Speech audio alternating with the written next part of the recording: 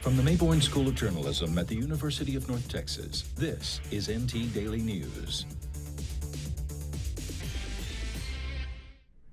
Welcome to your update on what's going on in the state legislature and what bills are being considered. This is North Texas Daily TV and I'm Marcus Sykes. Rural customers have been left behind for some time when it comes to broadband access. However, a bill in the Texas Senate could change all that. Senate Bill 14 would give member-owned nonprofit companies the authority to lay broadband transmission cables in existing easements along 300,000 miles of electric lines. A recent study by the U.S. Chamber of Commerce found Texas could add as many as 23,000 jobs over 3 years and bring about $4 million in increased value. Texas native Casey Musgraves is scheduled to be congratulated on her 4 Grammy wins in 2019. Musgraves, who was born in Golden, Texas, was honored in Senate Resolution 22. CareFlight is being recognized for its 40th anniversary in the state of Texas by House Resolution 941. A bill that would allow 65 licensed professional occupations to deny service based on religious objections passed the Texas Senate in a vote of 19-12. The only exemption to this bill is for medical personnel or healthcare workers in the event of imminent death or injury. Peace officers are also exempt from the bill. The bill, which was reclassified as Senate Bill 17 from Senate Bill 444, has now moved to the Texas House.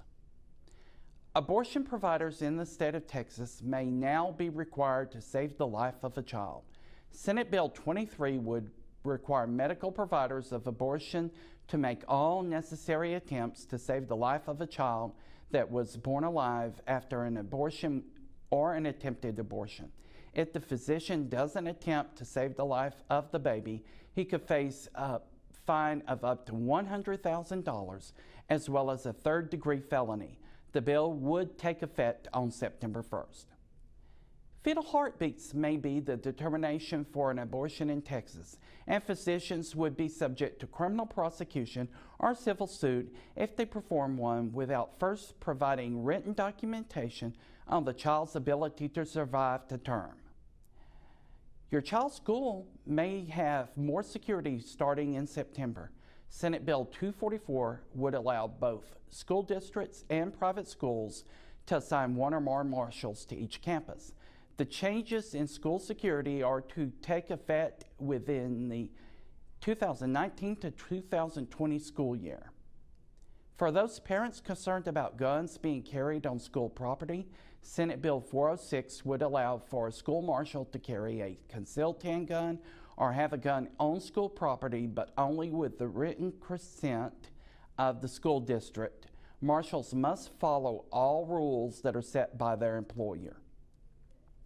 The Texas oil and gas fields have had a record production in recent years, and a bill seeks to reinvest in those areas. Texas House Bill 2154 would establish a Texas Growth Fund, which would reinvest in the oil and gas fields. The Growth Fund would finance highways and public roads, increase law enforcement and first responder salaries, and revitalizing education by dedicating money to teacher schools and universities. Planned Parenthood is going to be at the state capitol in Austin lobbying members of the legislature from 11 o'clock a.m. to 5 o'clock a.m. on April 11th. This is happening the same day as an ice cream social is being held for Texas Right to Life from 2 o'clock to 5 o'clock in the afternoon.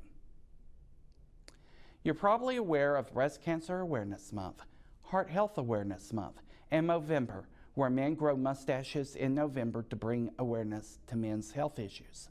A bill declaring February as Kidney Health Awareness Month for a 10-year period beginning in 2019 has passed the Texas House and has moved to the Senate. When voting in elections, have you ever considered the makeup of your state legislature? The average age of Texas senator is 60 years old and has served in the Senate for an average of 13 years.